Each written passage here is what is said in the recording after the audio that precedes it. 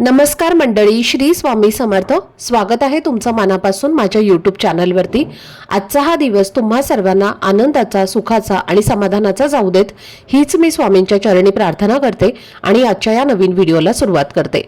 पण त्या अगोदर तुम्ही माझ्या चॅनलवरती जर नवीन असाल तर चॅनलला पण लगेच सबस्क्राईब करा आणि कमेंटमध्ये श्री स्वामी समर्थ लिहायला अजिबात विसरू नका. उद्या 2 मार्च सोमवार आहे आणि या दिवशी होळी साजरी केली जाणार आहे, जी दरवर्षी फाल्गुन महिन्यातील हुताशनी पौर्णिमेला साजरी केली जाते. आणि हा दिवस आपल्या हिंदू धर्मात अत्यंत महत्त्वाचा आणि पवित्र मानला जातो, कारण मराठी वर्षानुसार हा सण वर्षातला शेवटचा सण असतो आणि धार्मिक मान्यतेनुसार होळीच्या अग्नीत आपल्या जीवनातील सर्व दुःख, अडचणी, कुटुंबातील समस्या, नकारात्मकता आणि बाधा जळून नष्ट होतात आणि अशा प्रार्थनेने जीवनामध्ये सुख, समृद्धी, आरोग्य आणि शांतता निर्माण होते. त्यामुळे या दिवशी विधिवत होळीची पूजा करून होलिका मातेला प्रार्थना केली जाते. होळीचा दिवस म्हणजे केवळ सण नाही, तर आपल्या जीवनातील दुःख, संकट आणि दारिद्र्य दूर करण्याचा दिवस आहे. आणि ज्योतिषशास्त्रानुसार या दिवशी काही प्रभावी उपाय केले जातात, जे आयुष्यामध्ये सकारात्मक बदल घडवून आणतात. तर आजच्या या व्हिडिओमध्ये मी तुम्हाला असाच एक अतिशय प्रभावी असा उपाय सांगणार आहे, जो तुम्ही उद्या होळीच्या दिवशी संध्याकाळी करू शकता.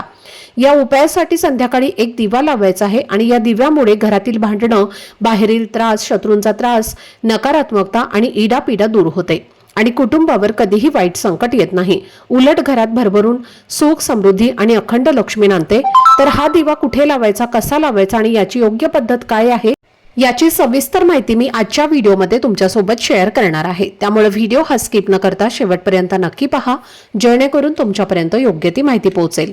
आणि तुम्ही माझ्या चॅनलवरती जर नवीन असाल तर चॅनलला पण लगेच सबस्क्राईब करा आणि बेल आयकॉनला पण प्रेस करा, म्हणजे मी जेव्हा कधीही नवीन व्हिडिओज अपलोड करेन त्याचं नोटिफिकेशन सर्वात आधी तुम्हाला मिळेल आणि तुमचा एकही व्हिडिओ हा मिस होणार नाही. तसेच हाई बटनवर सुद्धा क्लिक करा. तर आजच्या या व्हिडिओमध्ये तुम्हाला मी जो उपाय सांगणार आहे, तर हा उपाय तुम्ही उद्या सोमवारी होळीच्या दिवशी संध्याकाळी करायचा आहे. आणि त्याच दिवशी हुताशनी पौर्णिमा सुद्धा आहे, ज्याचा प्रारंभ उद्या 2 मार्चला संध्याकाळी 5:27 होणार आणि याची समाप्ती 3 मार्चला सायंकाळी 5:07 होईल. त्यामुळे होलिका दहन अर्थात होळीचे दहन हा आपण नेहमी पौर्णिमेच्या दिवशीच करणं शास्त्रानुसार योग्य मानलं गेलं आहे. धर्मसिंधू ग्रंथानुसार होलिका दहन 2 मार्चला करावे आणि त्यामुळे जो उपाय तुम्हाला मी सांगणार आहे तो देखील उद्या संध्याकाळी करणं हे अत्यंत शुभ आहे. संध्याकाळी उद्या 6 वाजल्यापासून तर रात्री 9:30 तुम्ही हा उपाय करू शकता. या दिवशी तुम्हाला एका दिव्याचा उपयोग करायचा आहे आणि तो दिवा घराच्या एका योग्य ठिकाणी ठेवायचा आहे, कारण या दिव्याद्वारे घरात अखंड लक्ष्मी नांदते आणि हे लक्ष्मीचा वास म्हणजे धन, सुख, समृद्धी आणि सकारात्मक ऊर्जा घरात कायम राहणं. पौर्णिमेचा दिवस हा माता लक्ष्मीला समर्पित असतो आणि होळी हा दिवस आपल्या जीवनातील सर्व दुःख, अडचणी, संकट आणि नकारात्मक ऊर्जा जळून नष्ट करण्याचा, जीवनामध्ये प्रकाश, सुख आणि समृद्धी घेऊन येण्याचा दिवस मानला जातो. दिवा हा ज्ञान, तेज, पवित्रता आणि सकारात्मक ऊर्जेचं प्रतीक मानला जातो. आणि होळीच्या दिवशी संध्याकाळी हा दिवा लावल्याने घरातील नकारात्मक ऊर्जा दूर होते, वास्तुदोष कमी होतो, घरातील वातावरण पवित्र राहतं, आर्थिक संकट दूर होतात आणि देवी लक्ष्मी प्रसन्न राहते. त्यामुळे हा उपाय संपूर्ण घराच्या सुख समृद्धीसाठी अत्यंत महत्त्वाचा आहे. आता हा दिवा लावण्यासाठी आपल्याला उद्या संध्याकाळी सर्वप्रथम तुमच्या देवघरामध्ये दिवा लावून घ्यायचा आहे. धूपदीप अगरबत्ती लावून वातावरण हे प्रसन्न करायचं आहे आणि त्यानंतर तुम्हाला हा जो दिवा आहे तर तो लावायचा आहे. आता हा दिवा लावण्यासाठी तुम्हाला एक मातीची पणती घ्यायची आहे. फक्त मातीची पणती घेताना तुटलेली, फुटलेली, खराब झालेली घेऊ नका. चांगली तुम्हाला मातीची पणती घ्यायची आहे, किंवा तुमच्याकडे जर इतर धातूचा दिवा असेल तर तो सुद्धा तुम्ही घेऊ शकता. या दिव्यामध्ये आपल्याला जोडवात करून लावायचे आहे आणि मोहरीचं तेल घालायचं आहे. जर तुमच्याकडे मोहरीचं तेल नसेल तर साधं तेल घातलं तरी सुद्धा चालेल. फक्त साधं तेल तुम्ही घालणार असाल तर त्यामध्ये तुम्हाला चिमूटभर पिवळी मोहरी किंवा काळी मोहरी या दिव्यामध्ये टाकायची आहे. आणि असा हा दिवा प्रज्वलित करून एका प्लेटमध्ये थोडेसे तांदूळ घ्यायचे आहेत आणि त्या तांदळावरती हा दिवा आपल्याला ठेवायचा आहे. त्यानंतर हा दिवा आपल्या देवघरासमोर ठेवायचा आहे. दिव्याला हळद, कुंकू, अक्षदा, फूल अर्पण करायचं आहे आणि त्यानंतर या दिव्यामध्ये आपल्याला एक बत्तासा जो आहे तर तो टाकायचा आहे. आता हा बत्तासा कुठे मिळेल, जिथे कुठे पूजा साहित्य मिळतं तिथे तुम्हाला हा जो बत्तासा आहे तर तो मिळून जाईल, किंवा किराणा दुकानामध्ये सुद्धा हा बत्तासा जो आहे तर तो मिळतो. तर तो तिथून सुद्धा तुम्ही आणू शकता आणि त्यानंतर तो बत्तासा तुम्हाला त्या दिव्यामध्ये टाकायचा आहे. जर तुम्हाला या दिवशी बत्तासा भेटला नाही तर चिमूटभर साखर जी आहे तर ती तुम्हाला या दिव्यामध्ये टाकायची आहे. चिमूटभर काळे तेल सुद्धा तुम्हाला या दिव्यामध्ये टाकायचं आहे आणि त्यानंतर हा जो दिवा आहे तर तो आपल्या देवघरासमोरून उचलून आपल्या घराच्या मुख्य प्रवेशद्वाराचा जो उंबरठा आहे तर त्या उंबरठ्याच्या मधोमध तुम्हाला हा दिवा ठेवायचा आहे. जर तुम्हाला मधोमध हा दिवा ठेवणं शक्य नसेल तर मग तुम्ही हा दिवा जेव्हा बाहेरून घरामध्ये प्रवेश करता तेव्हा जी उजवी साईड असणार आहे तर त्या साईडला हा दिवा जो आहे तर तो तुम्हाला लावायचा आहे. आता हा दिवा तुम्ही सायंकाळी 6 वाजताच लावण्याचा जास्तीत जास्त प्रयत्न करा.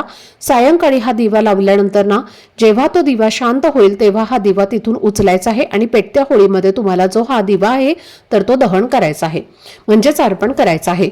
दिव्याखालचे जे तांदूळ आहे तर ते सुद्धा तुम्हाला होळीमध्ये दहन करून द्यायचे आहेत आणि त्यानंतर दोन्ही हात जोडून तुम्हाला होलिका मातेला तुमच्या घराची कुटुंबाची प्रगती होण्यासाठी, भरभराट होण्यासाठी प्रार्थना करायची आहे. तुमच्या घरात ज्या काही समस्या आहेत तर त्या होळीच्या अग्नीमध्ये जळून खाक व्हावी अशी मनोभावे प्रार्थना तुम्हाला करायची आहे. तर असा हा एक छोटासा उपाय जो आहे तर तो तुम्हाला उद्या होळीच्या दिवशी संध्याकाळी नक्की करायचा आहे. खूप प्रभावी असा हा उपाय आहे, त्यामुळे तुम्ही तो नक्की करा.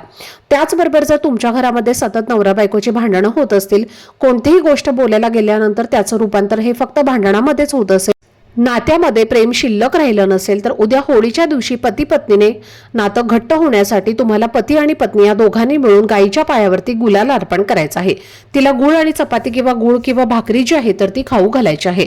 त्यामुळे गायीचा आशीर्वाद जो आहे तर तो तुमच्यावरती राहतो आणि प्रेमाचे नाते जे आहे तर ते अधिक घट्ट होते. तर हा उपाय सुद्धा तुम्ही उद्या होळीच्या दिवशी करू शकता. उद्या जर नाही शक्य झालं तर तुम्ही 3 मार्चला सुद्धा दिवसभरामध्ये हा उपाय कधीही करू शकता. त्याचबरोबर उद्या होळीच्या दिवशी तुम्हाला चुकूनही पैशांचे व्यवहार जे आहेत तर ते करायचे नाहीत. म्हणजे कोणालाही पैसे उधार देऊ नका किंवा कोणाकडूनही पैसे उधार तुम्ही घेऊ नका. आता बऱ्याच जणांना प्रश्न असतो की आम्ही एखादी वस्तू बाहेर घ्यायला गेल्यानंतर तिथे पैसे द्यावे लागतात, पण त्या बदल्यात तुम्ही वस्तू घेत असता तर याला पैशांची देवाणघेवाण म्हणत नाहीत. आपण वस्तू घेतो आणि त्यामुळे त्या समोरच्या व्यक्तीला पैसे आपण देत असतो. तर असे जे व्यवहार आहेत तर ते तुम्ही नक्कीच करू शकता. आता फक्त आपल्याला उधार पैसे मात्र कोणाला द्यायचे नाहीत आणि कोणाकडूनही उधार पैसे सुद्धा आपल्याला घ्यायचे नाहीत. या दिवशी कर्ज सुद्धा घेऊ नये. त्याचबरोबर या होळीच्या दिवशी एक महत्त्वाचा नियम जो आहे तर तो महिलांनी आवर्जून पाळायचा आहे. होळीच्या दिवशी होळीची पूजा जेव्हा तुम्ही करणार आहे तेव्हा तुमच्या केसांसोबत तुम्हाला खेळायचं नाही. बऱ्याच महिलांना सवय असते की जर केस मोकळे असतील तर ते वरती बांधून घेतात किंवा बांधलेले केस मोकळे सोडतात. पण तुम्हाला जेव्हा तुम्ही पूजा करायला जाणार आहे तेव्हा तुम्हाला केस जे आहेत तर ते बांधूनच घ्यायचे आहेत. केस मोकळे सोडून तुम्हाला चुकूनही होळीची पूजा जी आहे तर ती करायची नाही, कारण केस मोकळे सोडून होळीची पूजा करणं हे पूर्णपणे चुकीचं मानलं जातं. त्याचे वाईट परिणाम जे आहेत तर ते आपल्याला भोगावे लागत असतात. आपल्या आयुष्यामध्ये अनेक अडचणी, समस्या ज्या आहेत तर त्या यामुळे यायला सुरुवात होते. म्हणून ही एक चूक तुम्हाला महिलांनी अवश्य टाळायची आहे. तर या होळीच्या दिवशी चुकूनही मोठ्यांचा अनादर करू नका. कोणाचाही अपमान होईल असे अपशब्द जे आहेत तर ते सुद्धा तुम्हाला बोलायचे नाहीत.